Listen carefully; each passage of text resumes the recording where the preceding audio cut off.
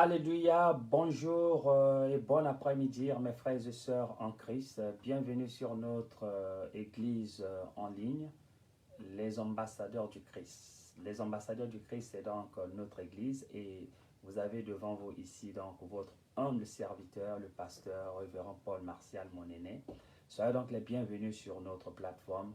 Que l'amour de Dieu soit avec vous, que la paix de Dieu soit avec vous. Que le Saint-Esprit vous garde et vous dirige dans toutes vos activités. Alléluia. Alors aujourd'hui, c'est une autre journée que le Dieu donc Tout-Puissant a créée, nous a donné comme cadeau pour se réjouir en lui. Et nous allons donc se réjouir en lui, effectivement, en sa présence.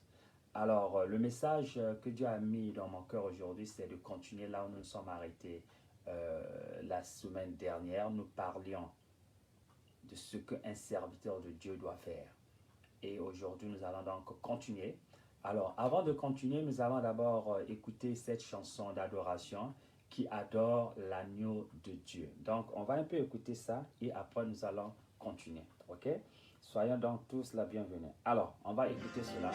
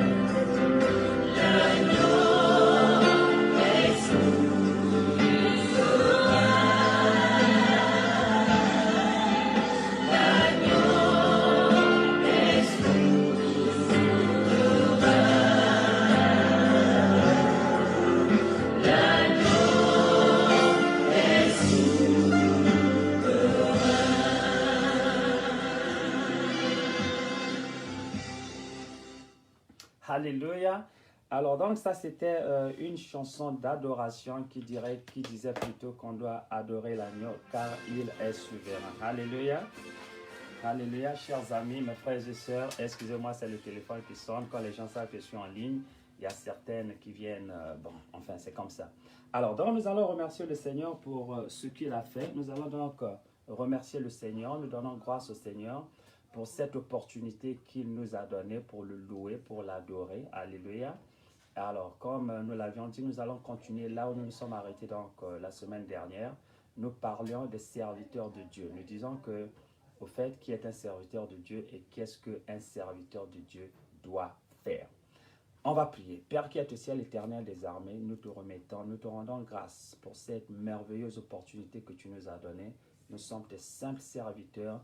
Utilise-nous comme étant des vaisseaux d'honneur pour ta gloire dans le Seigneur de Jésus-Christ. Je prie pour mes frères et sœurs qui me suivent en ce moment, dans les quatre coins du monde, partout où ils sont, que ton esprit descende sur eux, que ta guérison puisse se manifester en eux et que ta gloire puisse se manifester afin que le monde entier sache que tu es le Dieu Tout-Puissant, le Roi des rois qui ne change pas, qui est le même hier, aujourd'hui et pour l'éternité. Saint-Esprit, nous t'invoquons que tu viennes prendre contrôle de tout ce que nous allons faire aujourd'hui. Béni soit ton Saint-Nom. Dans le tout-puissant nom de Jésus, nous t'avions ainsi prié. Amen. Alléluia.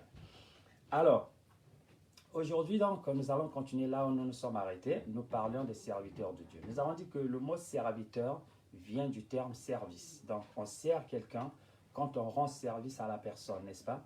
Quand vous êtes dans une entreprise, vous êtes en train de servir, vous faites un travail dont l'objectif est d'apporter le profit, le bénéfice dans cette entreprise, n'est-ce pas? Alors, cela est la même chose dans le monde spirituel. Quand on sert Dieu, on doit s'engager dans toute activité dont l'objectif est de rapporter les âmes vers le Seigneur. Dieu a une plantation, Dieu a une entreprise. L'entreprise de Dieu, c'est le monde entier. La plantation de Dieu, c'est ce monde-là. Alors, l'objectif de Dieu, c'est de gagner le monde vers lui, de ramener les âmes égarées vers lui. Ça, c'est le travail de Dieu. Alors, pour ce faire, Dieu a besoin de serviteurs. Qui sont les serviteurs? Comme nous l'avions dit la dernière fois, les serviteurs de Dieu, ce n'est pas seulement les pasteurs, les évangélistes, comment on les appelait encore, les enseignants, les prophètes, et non. Ça, ce sont les 5 ministères qui ont un caractère spécifique. Alors, leur objectif, ou encore l'objectif de l'Église, c'est quoi? Ce n'est pas seulement de rassembler les gens pour chanter la gloire et tout ça, non. L'objectif de l'Église, c'est d'entraîner les serviteurs de Dieu. Que toute personne qui rentre dans l'Église de Dieu est un futur serviteur de Dieu. Donc, l'Église a l'objectif, primo, d'entraîner ces gens-là comme une institution. Quand vous partez à l'université, par exemple, vous rentrez à l'université, on vous entraîne, vous y sortez avec un diplôme, avec un métier, par exemple, mais vous allez exercer dans votre métier. Donc, l'université, on transforme en fait la société.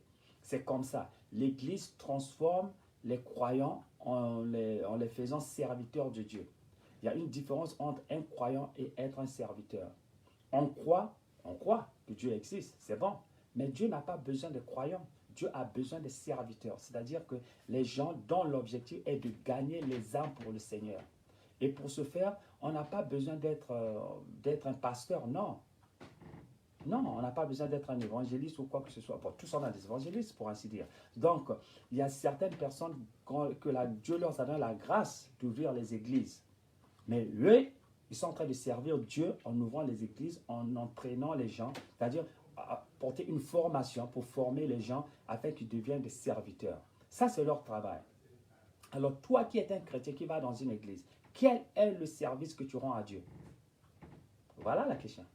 Donc, si tu t'arrêtes seulement à partir à l'église et revenir, alors là, tu es comparable au figuier que Jésus avait maudit. Rappelez-vous, il y a une histoire dans la Bible où Jésus passait à côté, il a vu un figuier qui était là, et Jésus avait besoin des fruits de ce figuier. Quand il est arrivé, il a vu l'arbre qui était là, mais l'arbre n'avait pas de fruits. Il était déçu. Il a dit, mais écoute, tu es là, tu occupes le sol pour rien. J'avais besoin de fruits, tu n'as pas de fruits. Alors il a maudit l'arbre et du tout, nous savons ce qui s'est passé.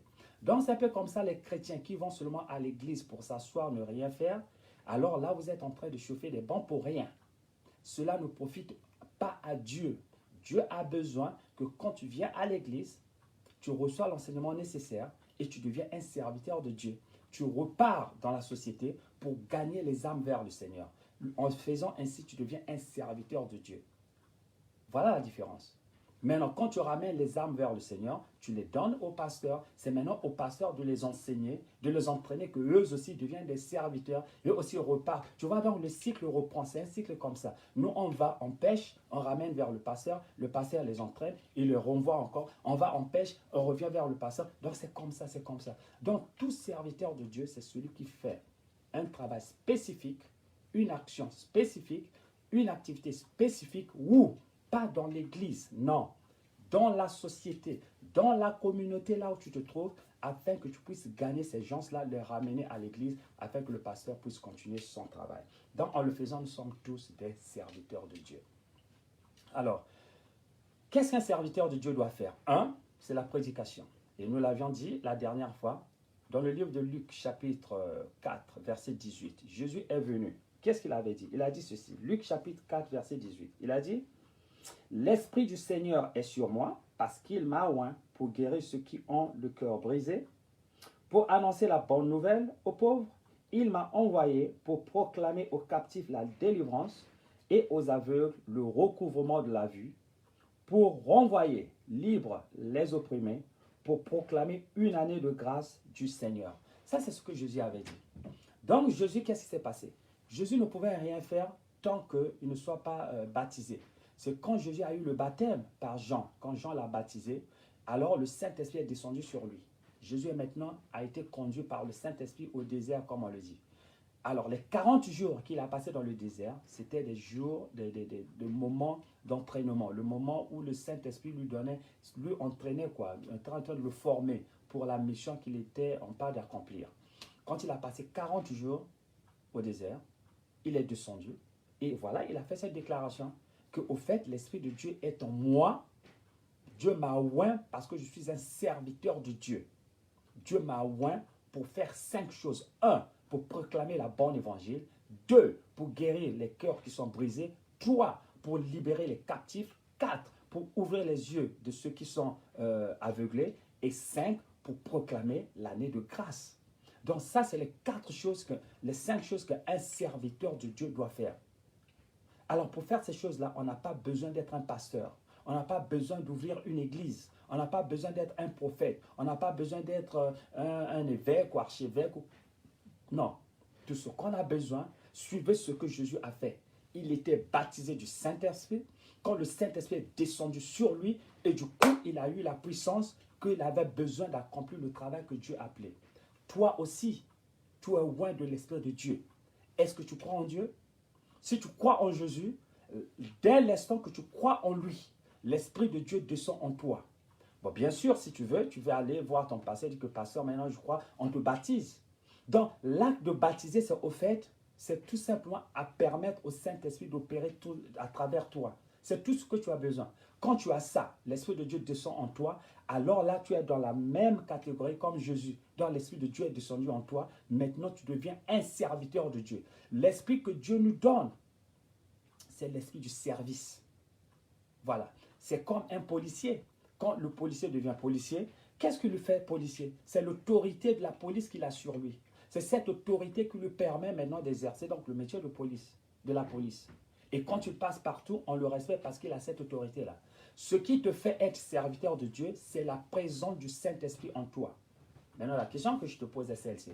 Est-ce que c'est seulement les pasteurs qui ont l'Esprit de Dieu? Non.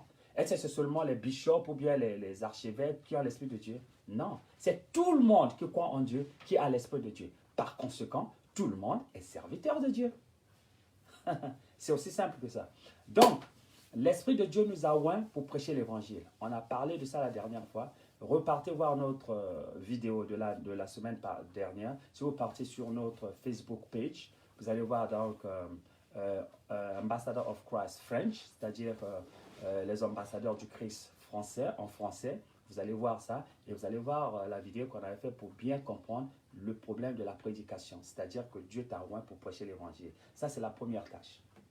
La deuxième tâche que nous allons maintenant voir aujourd'hui, c'est l'Esprit de Dieu. Jésus dit ceci, que l'Esprit de Dieu m'a oint, donc l'Esprit de Dieu plutôt est sur moi, parce qu'il m'a oint pour guérir ceux qui ont le cœur brisé. Ceux qui ont le cœur brisé. Donc il y a deux mots, la guérison et le cœur brisé. Guérir le cœur brisé. C'est ça le travail d'un serviteur de Dieu. Qu'est-ce que la guérison?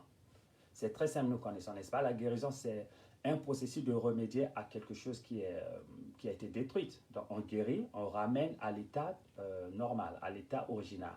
Ça, c'est la guérison. Ça peut être physique ou spirituel, ou encore psychologique, n'est-ce pas? Quand quelqu'un est malade, par exemple, il ne se sent pas bien.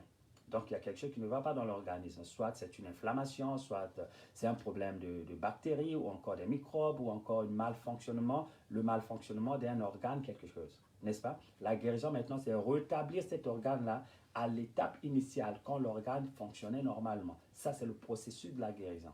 N'est-ce pas? Maintenant, deux, c'est ce qu'on appelle le cœur brisé. C'est un terme qu'on utilise quand quelqu'un a passe à travers des stress émotionnels ou encore des stress physiques, par exemple.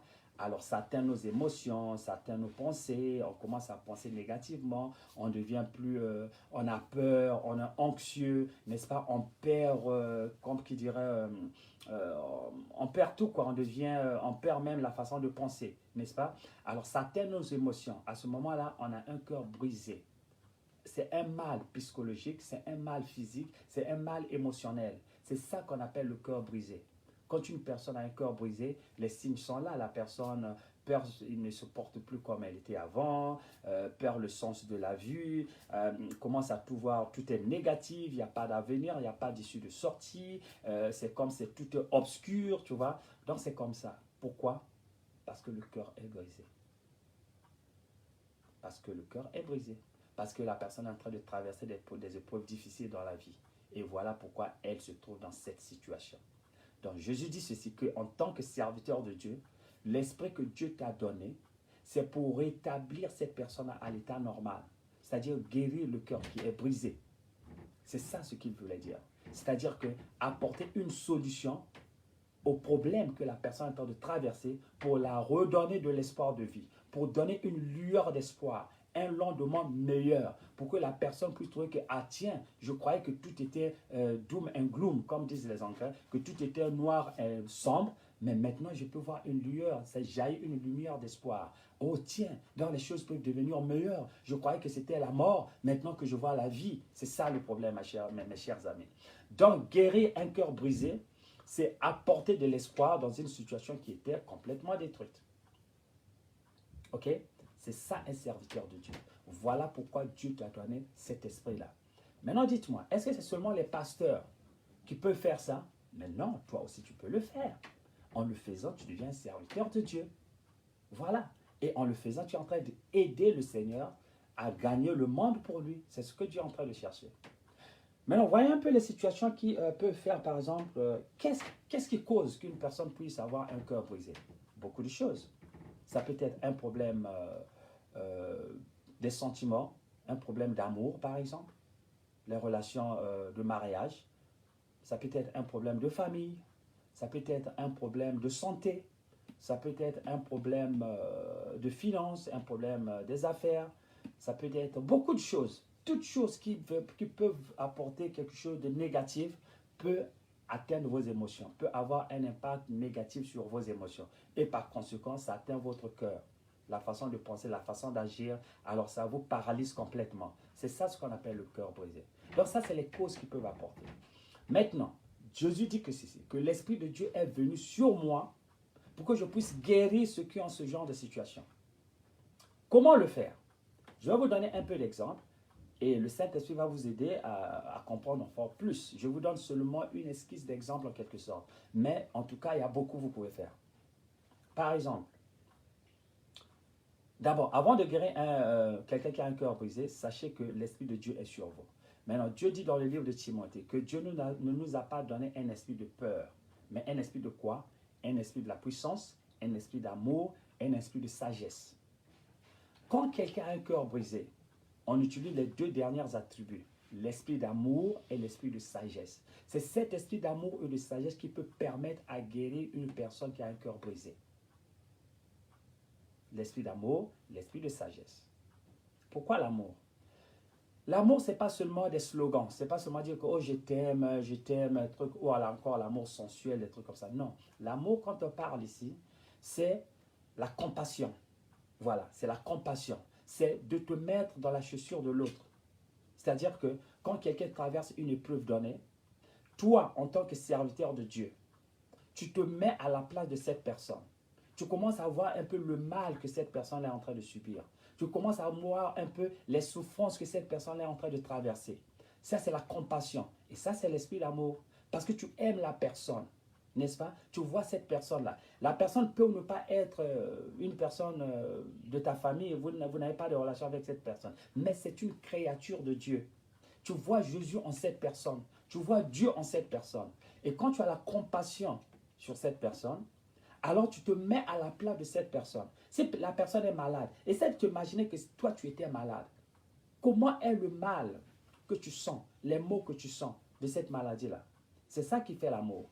Quelqu'un qui traverse un problème, par exemple, de mariage, ils sont en séparation, encore les problèmes ne marchent pas dans le mariage, ça va vers le divorce, par exemple. Voyez un peu en fait les dommages que cela apporte, le malheur que cela apporte émotionnellement, physiquement. Voyez un peu ce que ça apporte. Maintenant, mets-toi à la place de cette personne-là. Essaie un peu de comprendre ce que cette personne-là est en train de subir.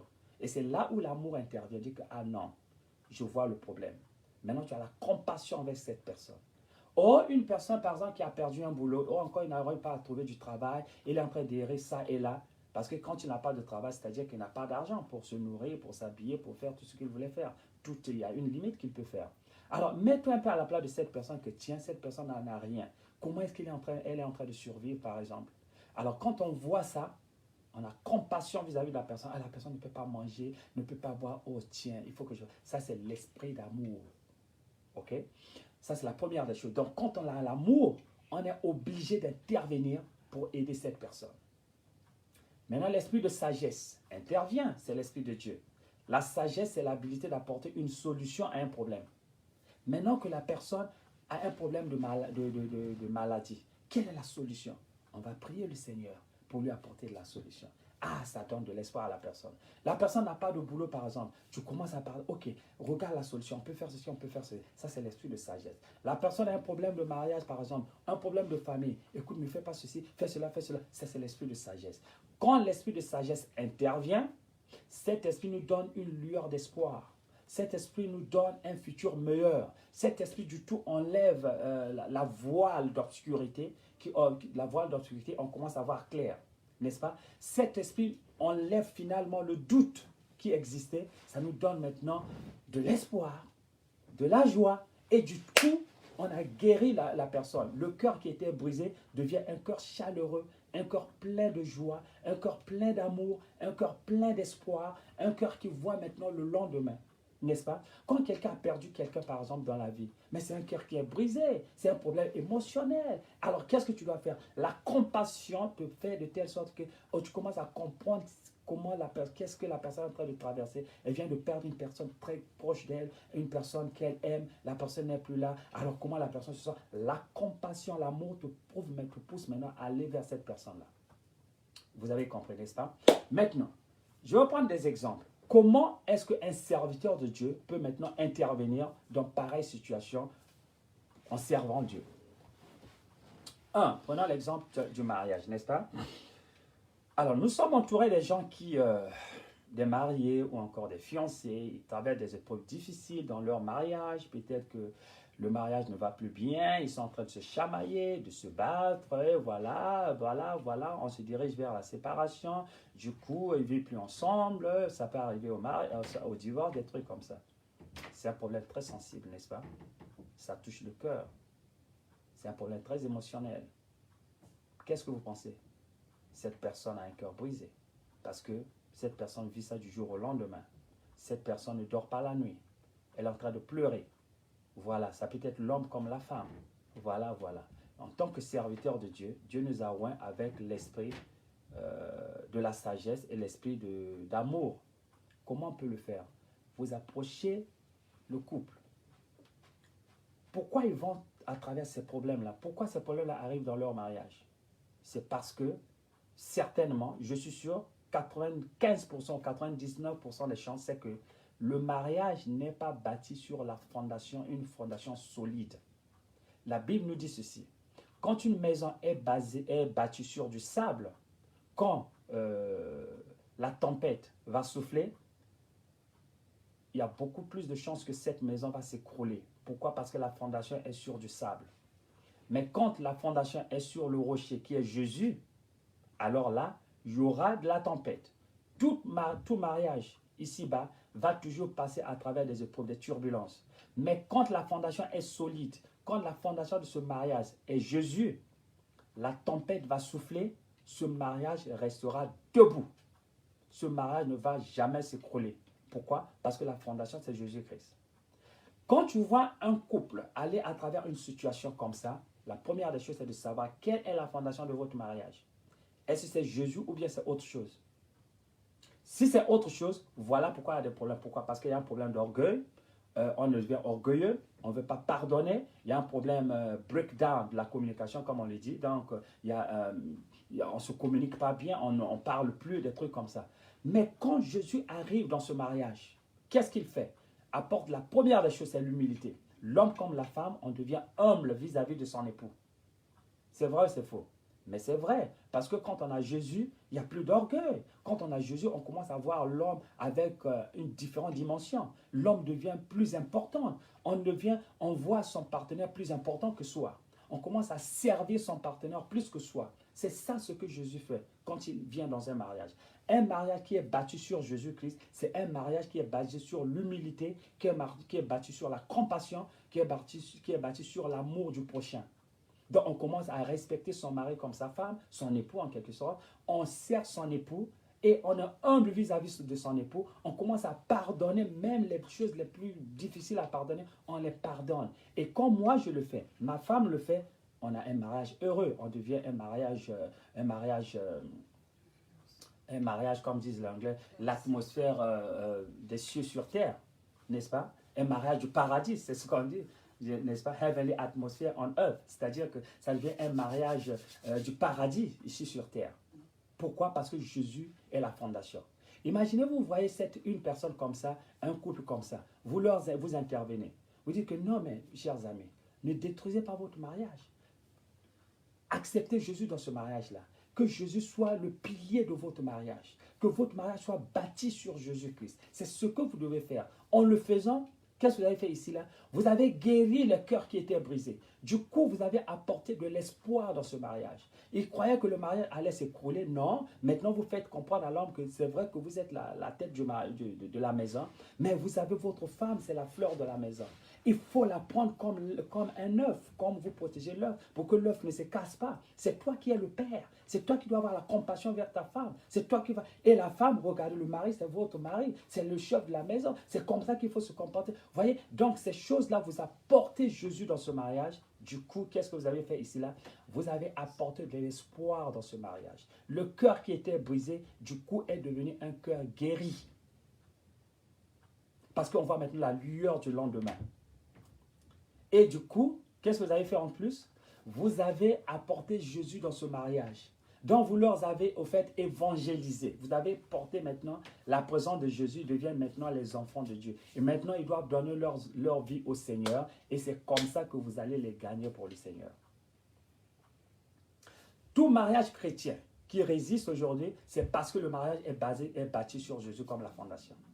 Dans le livre, le premier miracle que Jésus avait fait à Cana, mais les gens de Cana étaient intelligents. Qu'est-ce qu'ils avaient fait? Ils ont invité Jésus dans ce mariage parce qu'ils savaient que le vin va finir d'un moment à l'autre. Oui, il arrive un moment qu'il n'y a plus de vin dans le mariage. Et quand le vin finit dans ce mariage-là, on devient orgueilleux, on commence à voir les fautes dans son épouse, ce qu'elle fait, on devient un peu réticent, on devient nerveux, petite chose, on devient nerveux. C'est un signe que le vin a fini. Mais quand on a Jésus, il renouvelle le vin à chaque instant quand le vin tend à sa fin. C'est ce qui se passe. Donc, quand vous intervenez dans une telle situation, vous guérissez les cœurs qui étaient brisés, vous apportez de l'espoir, vous apportez une lueur d'espoir, d'avenir radieux, et c'est comme ça ce qu'il faut faire. Et du coup, vous avez gagné ces âmes-là pour le Seigneur. Qui êtes-vous? Vous êtes un serviteur de Dieu. Est-ce que c'est seulement les pasteurs qui peuvent le faire? Non, tout le monde peut le faire, du moment où vous êtes loin du Saint-Esprit. Je vais vous donner un autre exemple.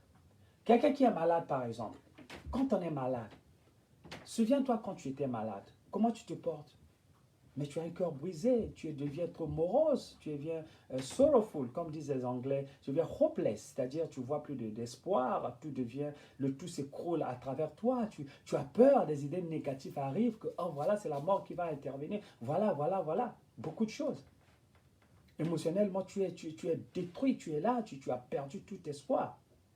Mais en tant que serviteur de Dieu, quand tu vois une personne qui est malade, quelle est ta première réaction? Tu dis, écoute, j'ai quelque chose que tu n'as pas, j'ai Jésus. On va prier et Jésus va te guérir.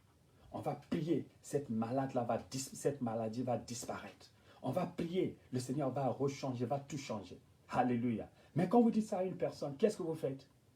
Vous avez du tout guéri le cœur qui était brisé. Vous donnez à cette personne de l'espoir. Vous ramenez cette personne-là. Au fait, je croyais que c'était la mort, mais au fait, je commence à voir la vie venir. C'est ça ce que un serviteur de Dieu doit faire. Donc, vous avez tout changé dans la vie de cette personne et vous devenez un serviteur de Dieu. Quand vous offrez, vous voulez prier pour une personne, que ce soit un musulman ou pas, aucune personne ne refuse la prière. Même si la personne croit en Dieu ou pas, dès que vous dites à la personne, on va prier, le Seigneur va intervenir. Cette personne va dire, prie pour moi s'il te plaît, prie pour moi s'il te plaît. Même si la personne ne croyait pas. Parce que la foi justifie les moyens. Tout ce qu'on a besoin, c'est d'avoir la guérison. Mais ça, c'est une opportunité en tant que serviteur de Dieu pour montrer qu'effectivement Dieu a pris charge, contrôle de vous et votre cœur sera béni, votre cœur sera guéri et la situation va changer. Et en le faisant, vous priez pour la personne jusqu'à ce que la personne soit rétablie. Du coup, vous avez gagné cette personne pour le Seigneur. Et du coup, vous allez dire à la personne, ben, écoute, maintenant que tu es guéri, c'est Jésus qui t'a guéri. Donne ta vie au Seigneur. Et quand tu continues dans le Seigneur, tout ira mieux pour toi. Qu'est-ce que vous avez fait? Vous avez guéri un cœur qui était brisé. Alléluia. Et on a besoin d'être pasteur? Non. On a seulement besoin d'avoir l'Esprit de Dieu en toi. Je vais vous donner un petit témoignage. Il y avait une fille, une musulmane, qui avait des problèmes dans sa famille. Et les problèmes n'allaient que s'empirer. Les problèmes ne faisaient que d'aller de s'empirer du mauvais au mauvais. Alors, en tant que musulmane, il partait, donc toute la famille partait à l'église, plutôt à la mosquée pour prier et tout, mais rien ne changeait. Quand la fille est venue à l'école, on a remarqué qu'elle avait des problèmes. Maintenant, là, il y avait une femme à l'école, elle est chrétienne. Elle a appelé la fille dans une salle de consultation. Elle a dit, bon, écoute, la fille, qu'est-ce qui ne va pas? Elle a expliqué que voilà, dans la famille, il y a ceci, cela. Elle a dit, ok, d'accord, je vais prier pour toi. Et les choses vont changer. Elle a dit, ah bon, prie pour moi. Et elle a prié pour la fille. Elle est musulmane, celle-ci est chrétienne. Elle a prié pour la fille qui était musulmane. Elle a prié. Elle est partie à la maison, elle se sentait heureuse, elle se sentait mieux. Elle est revenue encore le lendemain, elle a cherché le professeur, elle a dit, professeur, hier vous avez prié pour moi, en tout cas c'était bien, est-ce que tu peux encore prier pour moi? Elle a dit, oui, je prie pour toi. Elle a prié pour elle, elle a dit, maintenant, à partir d'aujourd'hui, au lieu que tu viennes chez moi, tu peux le faire toi-même. Elle a dit, comment? Elle a dit, quand tu vas à la maison, ferme-toi dans ta chambre, prie comme ça, ceci, cela. Parce qu'il y avait un problème qui n'allait pas dans la famille. Et cette fille a commencé à prier dans la maison, en tant que musulmane, elle priait au Seigneur Jésus, et Jésus a intervenu dans leur famille et la famille s'est rétablie, tout allait mieux. On l'a demandé, elle a donné un témoignage à son père et le père, la mère, tous sont devenus des chrétiens. Toute la famille est devenue chrétienne. Voilà ce que ça veut faire. Donc du coup, mais la professeure qui l'avait montré, est-ce qu'elle était pasteur? Non. Est-ce qu'elle avait une église? Non. Est-ce qu'elle avait... Non, elle était tout simplement de l'Esprit de Dieu et elle a conduit. C'est ce que nous devons faire. En le faisant, nous sommes des serviteurs de Dieu. Je peux prendre beaucoup d'exemples comme ça. Quelqu'un, par exemple, qui n'a pas de travail, n'est-ce pas, cherche du boulot. Elle a de l'expérience, elle a un curriculum vitae, ce qu'on appelle le CV, vous faites des trucs comme ça. Mais la personne ne trouve pas le travail. Vous dites à la personne, mais est-ce que vous croyez en Dieu? Parce que vous avez de l'expérience, certes, vous avez un CV qui est bien, certes, mais n'oubliez pas qu'il y a aussi une ou deux personnes qui sont dans la même situation, eux aussi cherchent du boulot. Alors, qui on va prendre? On ne va que prendre la personne qui a la faveur divine de Dieu sur elle. Donc, vous dites à la personne que vous avez l'expérience, vous avez la connaissance, vous allez chercher le boulot, mettez Dieu devant vous. Priez au Seigneur que quand je vais avec mon CV, je vais le donner. C'est moi qu'on va prendre. Parce que la faveur divine de Dieu sera sur cette personne et cette personne-là va trouver du boulot. Et quand vous priez pour la personne et vous dites à la personne, faites ceci. Qu'est-ce que vous avez fait? Vous avez guéri le cœur qui était brisé. Vous avez enlevé le désespoir. Vous avez apporté de l'espoir, une lumière d'espoir. Vous avez changé les choses. Et du coup, la personne se sentira plus mieux que ça. Et quand la personne a reçu cela, vous avez gagné cette personne pour le Seigneur. Alors, je peux multiplier beaucoup d'exemples, mais ça ne sert pas. Je pense que vous avez compris ce que je voulais dire, n'est-ce pas? Donc, en tant que serviteur de Dieu, l'Esprit de Dieu est sur nous. Dieu nous a oints afin que nous puissions guérir les cœurs brisés. Et le cœur est brisé quand on traverse des épreuves de la vie et quand on ne trouve pas de solution. Alors là, ça nous atteint émotionnellement, physiquement et tout, et tout, et tout. Alors, à ce moment-là, on perd de l'espoir.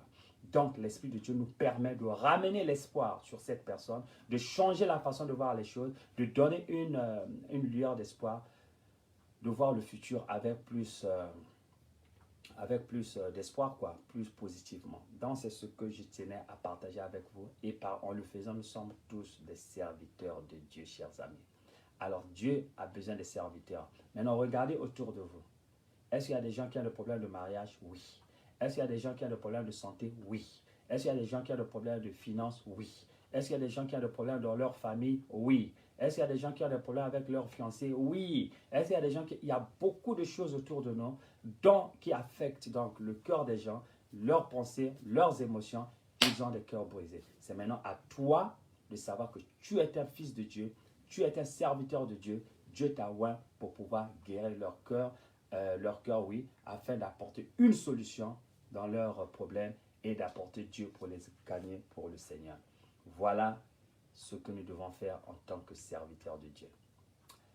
Père qui es au ciel éternel des armées, nous te remercions pour cette opportunité, pour cette parole merveilleuse que nous venons d'écouter. Nous prions que cette parole ne soit pas seulement une parole que nous écoutons, mais que nous la mettons en pratique, afin qu'elle puisse germer, donner des fleurs, des fruits dans notre vie, afin que nous soyons réellement des serviteurs de Dieu.